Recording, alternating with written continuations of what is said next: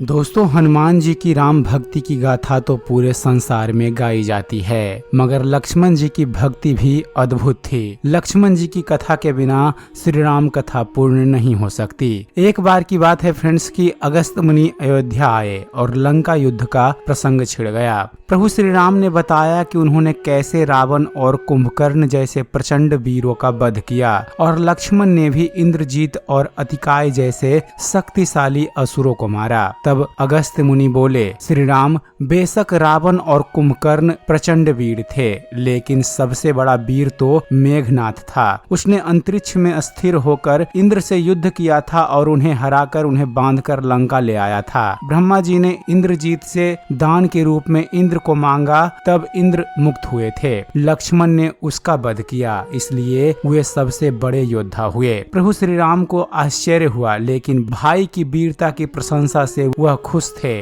फिर भी उनके मन में जिज्ञासा पैदा हुई कि आखिर अगस्त मुनि ऐसा क्यों कह रहे हैं कि इंद्रजीत का वध रावण से ज्यादा मुश्किल था। तब अगस्त मुनि ने कहा, प्रभु, इंद्रजीत को वरदान था कि उसका वध वही कर सकता था जो 14 वर्षों तक न सोया हो, जिसने 14 साल तक किसी स्त्री का मुख न देखा हो और 14 साल तक भोजन न किया हो। तब प्रभु श्री राम बोले, परंतु मैं वनवास काल में 14 वर्षों तक नियमित रूप से लक्ष्मण के हिस्से का फल फूल देता रहा। मैं सीता के साथ एक ही कुटी में रहता था, बगल की कुटिया में लक्ष्मण रहते थे। फिर सीता का मुख उसने कैसे नहीं देखा होगा और 14 वर्षों तक सोए ना हो, ऐसा कैसे संभव है। अगस्त मुनि सारी बात समझकर मुस्कुराए। वे सोचने लगे, प्रभु से कुछ छुपा है भला। दरअसल सभी लोग सिर्फ प्रभु श्री राम का गुणगान करते थे, लेकिन प्रभु श्री राम चाहते थे कि लक्ष्मण के तप और वीरता की चर्चा भी अयोध्या के घर घर में हो। तब अगस्त मुनि ने कहा, क्यों ना लक्ष्मण जी से ही इसका रहस्य पूछा जाए। लक्ष्मण जी आए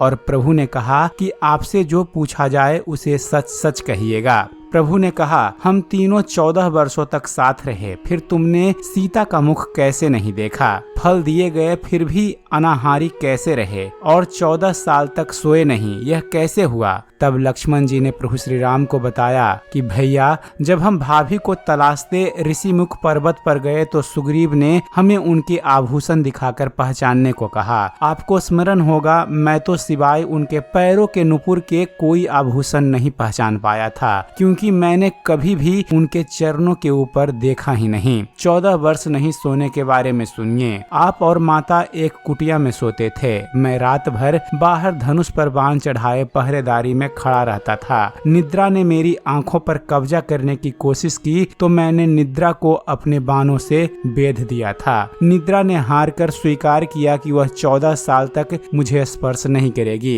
लेकिन जब श्री राम का अयोध्या में राज्याभिषेक हो रहा होगा और मैं उनके पीछे सेवक की तरह छत्र लिए खड़ा रहूंगा, तब वह मुझे घेरेगी। आपको याद होगा, राज्याभिषेक के समय मेरे हाथ से छत्र गिर गया था। अब मैं 14 साल तक अनाहारी कैसे रहा, इसके बारे में बताता हूँ। मैं जो फल फूल लाता था, आप उसके 3 भाग करते थे। एक भाग देकर आप मुझसे कहते थे, लक्ष्मण फल रख लो। आपने कभी फल खाने को नहीं कहा, फिर बिना आपकी आज्ञा के मैं उसे कैसे खाता? मैंने उन्हें संभाल कर रख दिया। सभी फल उसी कुटिया में अभी भी रखे होंगे। प्रभु के आदेश पर लक्ष्मण जी चित्रकूट की कुटिया से वे सारे फलों की टोकरी लेकर आए और दरबार में रख दिए। फलों की गिनती हुई, 7 दिन के हिस्से के फल नहीं थे। तो प्रभु ने कहा, इसका अर्थ है कि तुमने 7 दिन तो आहार किया था। तब लक्ष्मण जी ने प्रभु श्री राम को 7 फल कम होने के बारे में बताया। उन्होंने कहा, भैया, उन 7 दिनों में फल आए ही नहीं थे, जिसमें पहला दिन जिस दिन हमें पिताश्री के स्वर्गवास होने की सूचना मिली, हम निराहारी रहे।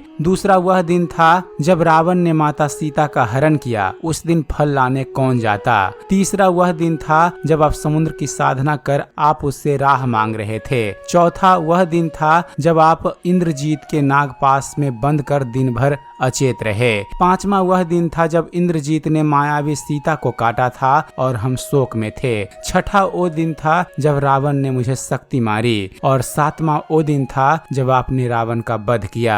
इन दिनों में हमें भोजन की सुध कहाँ थी। विश्वामित्र से मैंने एक अतिरिक्त विद्या का ज्ञान लिया था, बिना आहार किए जीने की विद्या। उसके प्रयोग से मैं 14 साल तक अपनी भूख को नियंत्रित कर सका, जिससे इंद्रजीत मारा गया। भगवान श्री राम ने लक्ष्मण जी की तपस्या के बारे में सुनकर उन्हें हृदय से लगा लिया। कोई जड़ हृदय ही होगा जिसके आंखों से इस प्रसंग को पढ़कर अश्रु न निकले हों। तो एक बार प्रेम से बोलिए जय श्री राम, जय श्री लक्ष्मण। उम्मीद करते हैं फ्रेंड्स आप सभी को हमारा ये वीडियो पसंद आया होगा। वीडियो पसंद आया हो तो कमेंट्स में जय श्री राम लिखना ना भूलिएगा, और ऐसे ही ज्ञानवर्धक वीडियो देखते रहने के लिए आप हमारे इस चैनल ज्ञान मंथन को सब्सक्राइब जरूर कीजिएगा। आप हमारे इस चैनल को सब्सक्राइब कीजिए और देखते रहिए, जानते रहिए।